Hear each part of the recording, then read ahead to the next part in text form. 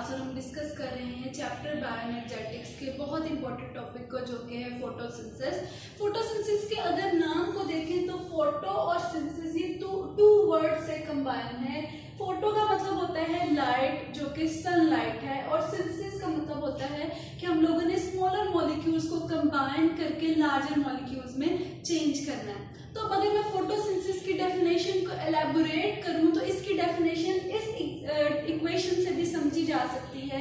इसमें क्या है कि जब हम लोग कार्बन डाइऑक्साइड के मॉलिक्यूल को वाटर के मॉलिक्यूल्स के साथ कंबाइन करते हैं in the presence of sunlight and chlorophyll, तो फिर हमारे पास जो मटेरियल, ये सारे जो मटेरियल्स हैं, ये जो सारे हमारे पास लेफ्ट हैंड साइड पे इक्वेशन की जो भी रिएक्टेंट्स पड़े हुए हैं, ये सब जब रिएक्ट करते हैं, आपस में मिलते हैं, तो उसके रिस्पॉन्स में हमारे पास ग्लूकोज का मॉलिक्यूल बन जाता है। जैसे कि आप देख भी रहे हैं कि ये जो कार्बन डाइऑक्साइड और वाटर मॉलिक्यूल्स स्मॉलर मॉलिक्यूल्स हैं, जबकि इनकी कॉम्बिनेशन पे हमारे पास जो मॉलिक्यूल बना है वो ग्लूकोज का मॉलिक्यूल बना है, जो कि लार्जर मॉलिक्यूल है as compare to carbon dioxide and water. और इसके साथ साथ जो हमारे पास मॉलिक्यूल बनते हैं वो ऑक्सीजन और वाटर बनता है, जो कि एज अ बाय प्रोडक्ट बनते हैं। तो मतलब ये कि फोटोसिंथेसिस हमारे पास एक ऐसा प्रोसेस है जो कि क्या करता है, स्मॉलर मॉलिक्यूल्स को ज्वाइन करवाता है, उनकी रिएक्शन करवाता है, और उसके बदले में हमारे पास जो प्रोडक्ट आती है वो लार्जर मॉलिक्यूल्स आते हैं। और इसके लिए जरूरी होता है कि यहाँ पर सनलाइट प्रेजेंट हो, सनलाइट के साथ साथ क्लोरोफिल भी प्रेजेंट हो। तो वो वाले ऑर्गेनिजम्स जिनमें क्लोरोफिल प्रेजेंट है, सिर्फ वो ही फोटोसिंथेसिस का प्रोसेस कर सकते हैं। जो बाकी के ऑर्गेनिजम्स हैं, लेट्स सपोज हम लोग ह्यूमन बॉडी की बात करते हैं, तो क्योंकि हमारे पास क्लोरोफिल प्रेजेंट नहीं है तो हम लोग फोटोसिंथेसिस का प्रोसेस भी नहीं कर सकते। अब बात आती है कि क्लोरोफिल एक्चुअली प्रेजेंट है किन किन ऑर्गेनिजम्स में। तो जैसे साइनोबैक्टीरिया है, ब्लू ग्रीन एल्गी है, और हमारे पास जितने भी प्लांट्स हैं, ये सब के सब जब ग्रीन कलर शो कर रहे होते हैं तो इसका मतलब ये होता है कि इनके अंदर क्लोरोफिल प्रेजेंट है, जो कि प्लास्टिड की एक टाइप है। और जैसे ही वो क्लोरोफिल इनके पास प्रेजेंट होता है तो क्लोरोफिल हेल्प करता है कि वो सनलाइट को एब्जॉर्ब कर ले। जैसे ही सनलाइट को एब्जॉर्ब किया जाता है तो उसके साथ साथ जो कार्बन डाइऑक्साइड और वाटर है वो भी उस प्लांट को मिल जाते हैं डिफरेंट प्रोसेस के थ्रू। और फिर जब वो आपस में रिएक्ट करते हैं तो रिएक्ट करने पे हमारे पास ग्लूकोज का मॉलिक्यूल देते हैं, which is a carbohydrate and more complex than the carbon dioxide and water. अब बात करते हैं कि अगर मुझे प्लांट को carbon dioxide and water provide करना हो तो कैसे हम लोग प्रोवाइड करेंगे।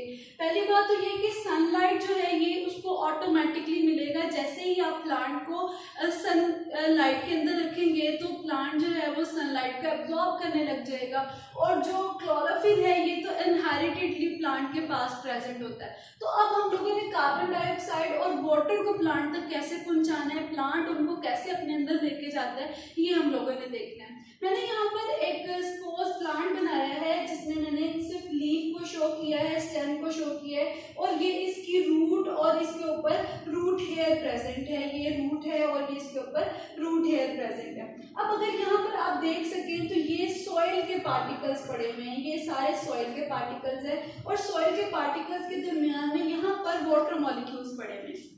अब ये जो वाटर मॉलिक्यूल्स हैं ये प्लांट डायरेक्टली अर्थ से भी ले सकता है, क्योंकि हम जानते हैं कि ज़मीन के नीचे पानी का एक लेवल प्रेजेंट है। प्लांट अपने रूट के थ्रू उसको वहाँ से भी एब्जॉर्ब कर सकता है, या फिर अगर हम उसको खुद भी प्रोवाइड कर सकते हैं वाटर मॉलिक्यूल्स। अब ये जो वाटर मॉलिक्यूल्स हैं ये क्या करते हैं, रूट हेयर और रूट में से एब्जॉर्ब होते हैं थ्रू द ऑस्मोसिस।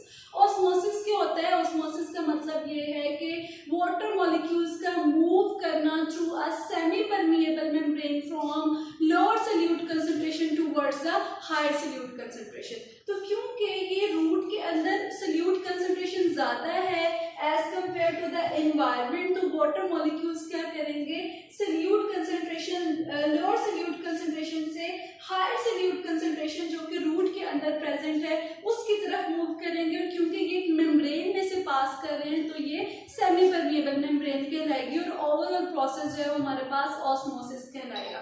तो वाटर मॉलिक्यूल्स क्या करते हैं, ऑस्मोसिस के प्रोसेस के थ्रू इन्वायरमेंट से एंटर होते हैं रूट के अंदर, रूट हेयर्स के अंदर पहले, उसके बाद रूट के अंदर और रूट से होते हुए ये स्टेम से इस लीफ तक पहुंच जाते हैं। और ये जो लीफ है इसको जब वाटर मिल जाएगा, सनलाइट इसको डायरेक्टली मिल रही है और क्लोरोफिल इसके पास पहले से पड़ा हुआ है, तो ये क्या कर सकता है, उसको यूटिलाइज कर सकता है फोटोसिंथेसिस के प्रोसेस के अंदर।